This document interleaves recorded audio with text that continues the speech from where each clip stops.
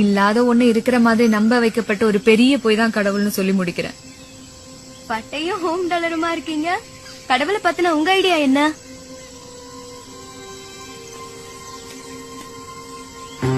கடவுள் பத்தி ஒவ்வொருத்தருக்கும் ஒவ்வொரு புரிதல் இருக்கும். என்னோட புரிதல்ல இருந்து வேணா ஒண்ணு சொல்றேன், உங்களுக்கு புரியுதான்னு பாருங்க. நாமெல்லாம் மிருகமா இருந்தப்போ உணவும் இனப்பெருக்கவும் மட்டுமே தேவையா இருந்துச்சு. அதுல கொஞ்சம் மிருகங்க சிந்திக்க ஆரம்பிச்சிருச்சு. அப்படிப்பட்ட மிருகங்களுக்கு மனுஷங்கன்னு பின்னால பேர் வச்சுக்கிட்டாங்க. அந்த மனுஷனுக்கு மிருகங்கள்ட்ட இல்லாத பேராசை, பொறாமை, போட்டி, வஞ்சம்னு நிறைய குணங்கள் சேர்ந்துருச்சு. மனுஷங்களோட மனசும் நிம்மதி இழந்துருச்சு. அப்பதான் ஏண்டா நிம்மதியே இல்லன்னு உட்கார்ந்து அமைதியை யோசிக்கதான் கோயில்களை கட்டி வச்சாங்க. உட்கார்ந்து ஒழுக்கமா யோசிச்சவங்க நிம்மதியை கெடுத்த தேவையில்லாத குணங்களை உதுத்து விட்டுட்டு கடவுள் நிலையை அடைஞ்சாங்க. அந்த கடவுள் நிலையை அடைஞ்சவங்க கொடுத்துட்டு போன